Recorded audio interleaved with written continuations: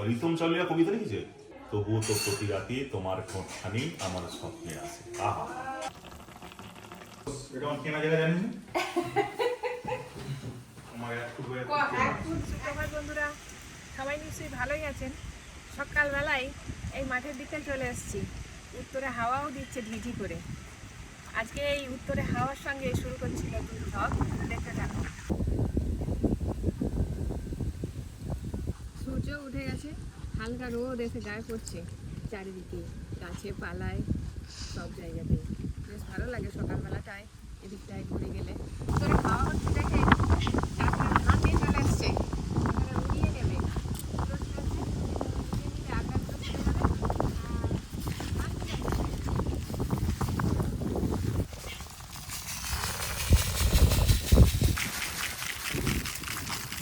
যখন ছোটবেলায় বাপের বাড়িতে থাকতাম, বাপের বাড়িতে অনেক চাষ আছে, সব রকমেরই চাষ হয়। আমাদের এখানে তো চাষবাস সেরকম নেই। তখন দেখতাম মা, ঠাকুমা, আমার কাকুরা সবাই এভাবেই ধান উড়িয়ে নিত।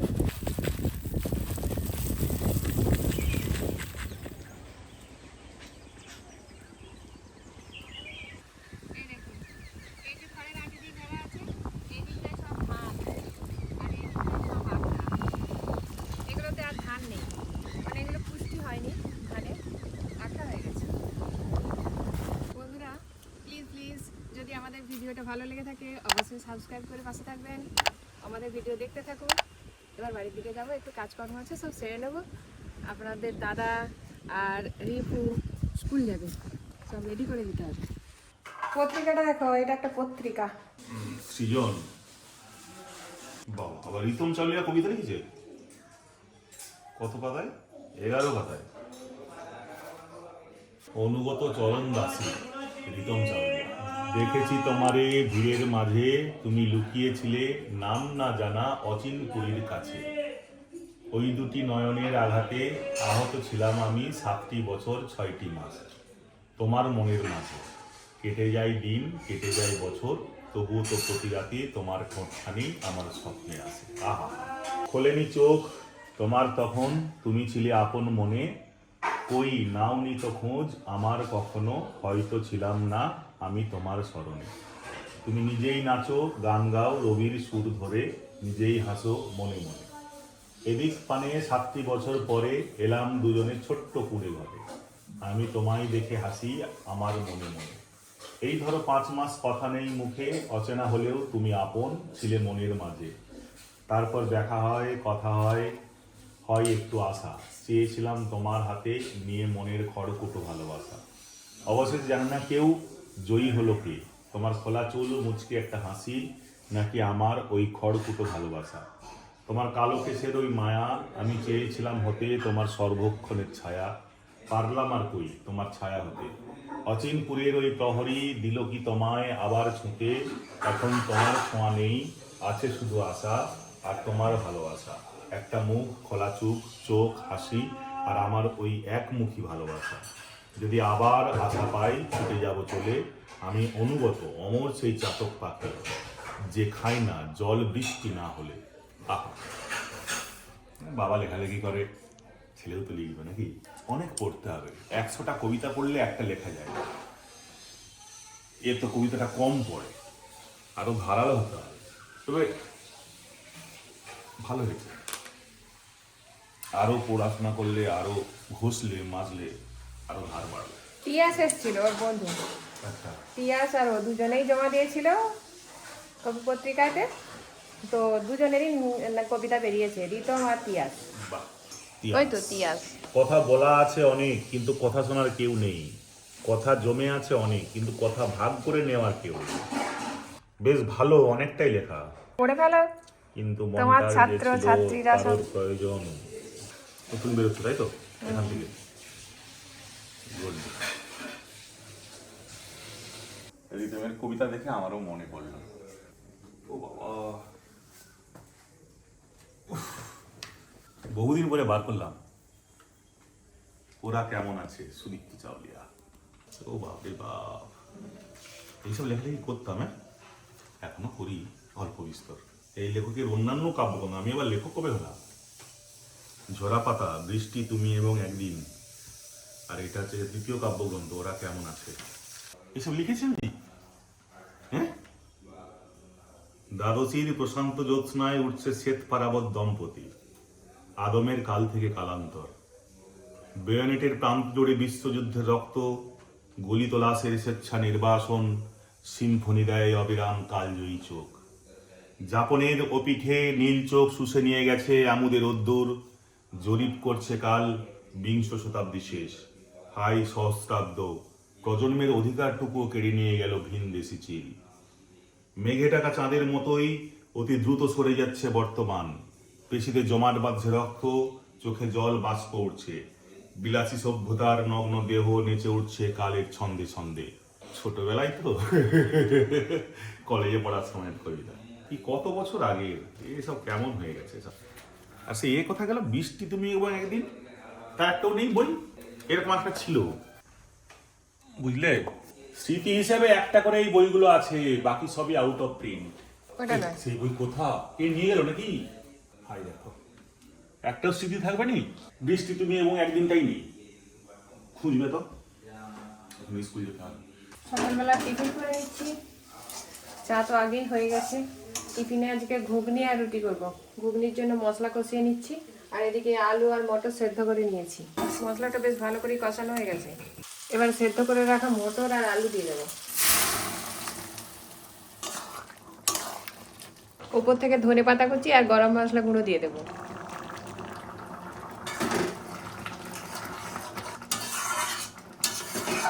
ঘুগনি একদম রেডি, এবার নামিয়ে নেব। এই বেরিয়ে যাচ্ছি গো। রান্না হয়নি নাকি? নাই গো, একটু সময় নেই আর। টিফিন বানাতে দেরি হয়ে গেল। হ্যাঁ, দেরি তো তোমার হয়, আমার ওই গন্ডগোল।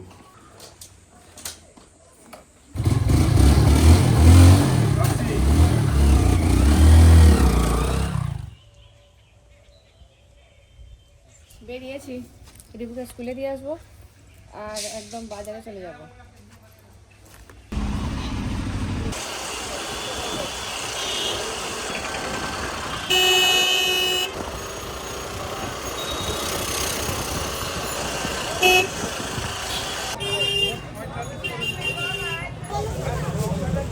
নতুন আলু উঠে গেছে বাজারে, এদিকে নতুন আলু আছে আর পুরোনো আলু এইগুলো। কি বড় বড় সাইজে বাবা, এক একটা এবার 500 হয়ে যাবে। এই যে কি বড় বড় হয়ে গেছে বাজার। আজকে বেশি কিছু নেবো না, অল্প একটু বাজার নিয়ে চলে যাবো। আর বাঁধাকপি কত করে দিচ্ছ? কিলো দিয়ে দাও। 35 টাকা, এটা 35 টাকা দাও।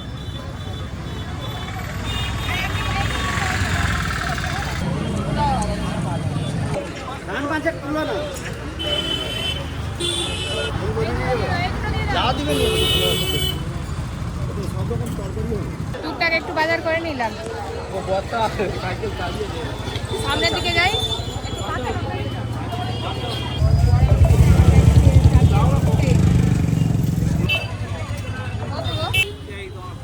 বাড়িতে গ্যাস নিতে এসছে, বাবু ফোন করেছে, ওই জন্য কথা বলছি।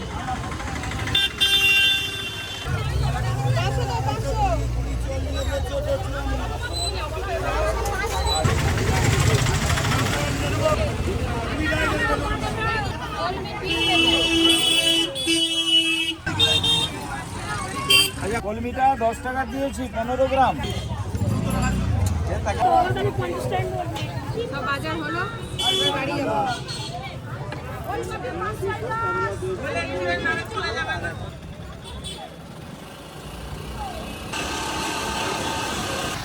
সবজি বাজার করে আবার একটু দোকানে এলাম, টুকিটাকে একটু বাজার নিতে হবে। চা দিন, চা 100টা দিয়ে দিন, আর আমুল দুধ 100 প্যাকেট, ক্রিম কেক আর বিস্কুট।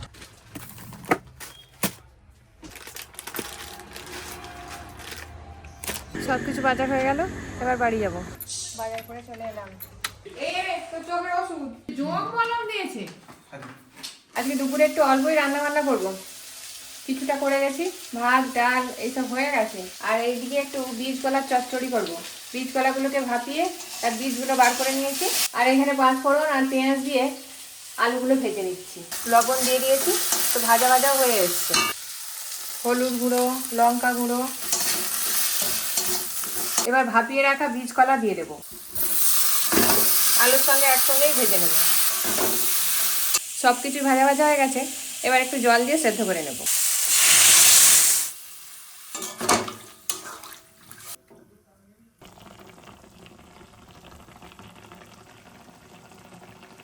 ঝোল ফুটে গেছে, এবার ভেজে রাখা কাঁচারি ডালের বড়ি দিয়ে দেবো।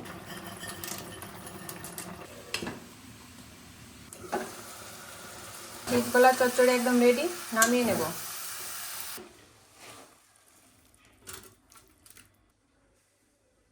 এবার একটু বড়ি ভেজে নেব, গয়না বড়ি। সরিষার তেল দেব।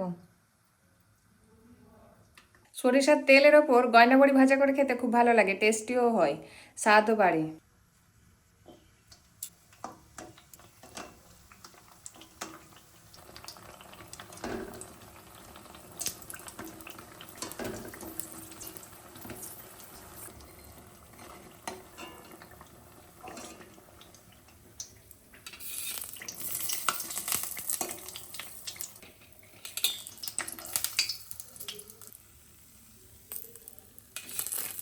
সব বড়িগুলোই ভাজা হয়ে গেল, এবারে একটু বেগুন ভেজে নেব।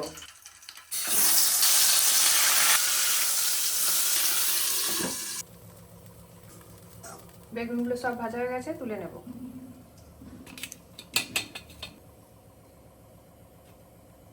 আজকে খুব হালকা করে রান্না বান্না হলো, বেগুন ভাজা, বড়ি ভাজা, বীজ কলার চচ্চড়ি আর ডাল, আর রিতমের ডিম সেদ্ধ, আলু সেদ্ধ। ও আবার ঘি নিয়ে এসছে। এই ডাল দিয়ে বেগুন ভাজা আর বড়ি ভাজা দুটোই খুব খেতে ভালো লাগে, মানে ডালের সঙ্গে মেখে বড়ি ভাজা আর বেগুন ভাজা। এই সময়ের বেগুনগুলো খেতে খুব মিষ্টি হয়, পোড়া করলেও ভালো লাগে, ভাজা করলেও ভালো লাগে, তরকারি পত্রে দিলেও ভালো লাগে। বেগুনের বারবিকিউ নাকি? বেগুন পোড়া মানে বেগুনের বারবিকিউ। আমরা তো বেগুন পোড়াই বলি, বারবিকিউ বলি না। আর একটু মাছের ঝাল ছিল, বাবুকে দিয়েছি, টকও ছিল, সেটাও দিয়েছি। বীজগুলার চচ্চড়ি, বড়ি দিয়ে, আলু দিয়ে। চাটনি করেনি? চাটনি করিনি, চাটনি আছে, আজকে টক আছে তো। না চাটনি দাও। কি হলো, আবার মাছ তুলে দিচ্ছিস কেন? মাছ আমার আছে। খাবো না ওটা। বীজ কলার চচ্চড়ি, ডালনা, ঘন্ট, যাই বলুন, আমার কিন্তু খুব ভালো লাগে। রিতম নেয়নি। রিভুকে স্কুল থেকে নিয়ে এসে একটু মাটি কুপিয়ে নিচ্ছি, ওকে টিফিন খেতেও দিয়ে দিয়েছি, দিয়ে চলে এসেছি। মাটিটা একটু কুপিয়ে নিচ্ছি, আর বাজার থেকে এই যে নিয়ে এসেছিলাম কলমি দানা, এগুলো ছড়িয়ে দেব। এই গরমের সময় নোটে শাক আর কলমি শাক, এই দু রকমের শাকই বেশি পাওয়া যায় আর বেশি হয়, সেই জন্য নোটে শাক তো আগেই ফেলে দিয়েছি, এখানে কলমি দানা নিয়ে এসেছি, ছড়িয়ে দিই, দিয়ে জল দিয়ে চাপা দিয়ে দেবো।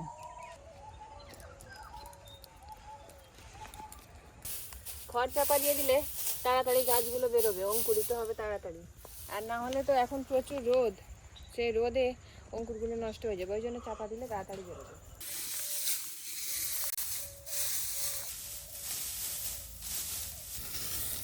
খড় চাপা দিয়ে এবার একটু জল দিয়ে দিচ্ছি।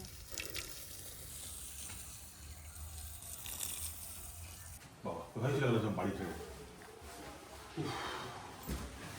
স্কুল থেকে চলে এলাম,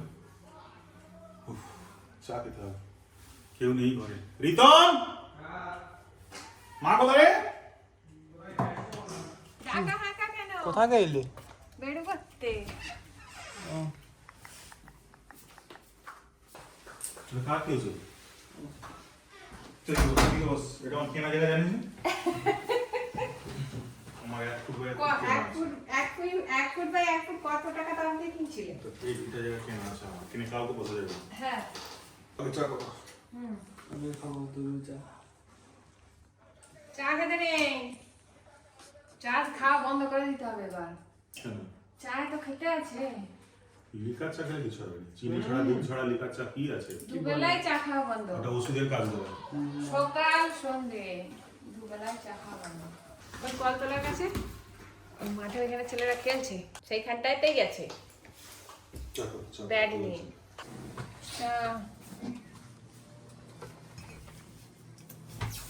এতক্ষণ পর আধ ঘন্টা হয়ে গেল বিস্কুট খাবো না। বাবা আজকে রাতের খাবারটা একটু অন্যরকম। ঘুগনি রুটি নিয়েছিল, আমি বললাম মুড়ি দিয়ে খাবো, ঘুগনি আর মুড়ি।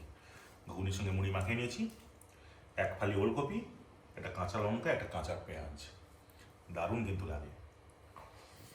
খাবার বাড়া হয়ে গেছে, কখনো নামে পড়ছে উপরে, অনেকবার ডাকা হয়েছে।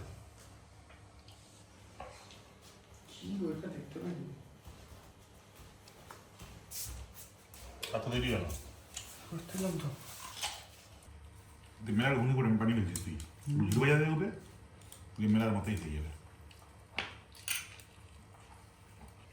মেলাকে হারিয়ে দিবি রে। আবার কি চাই?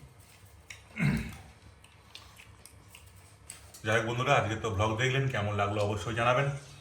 পারলে আমাদের চ্যানেলটাকে সাবস্ক্রাইব করে আমাদের পাশে থাকবেন, বেল আইকনটা ক্লিক করবেন যাতে নিয়মিত আপনারা নোটিফিকেশান পান আমাদের নিয়মিত ফ্যামিলি ব্লগ দেখার জন্য, সুন্দর সুন্দর ব্লগ দেখার জন্য। আজকের মতো এখানেই বিদায় নিচ্ছি। শুভ সন্ধ্যা, দেখা হবে আগামীকাল।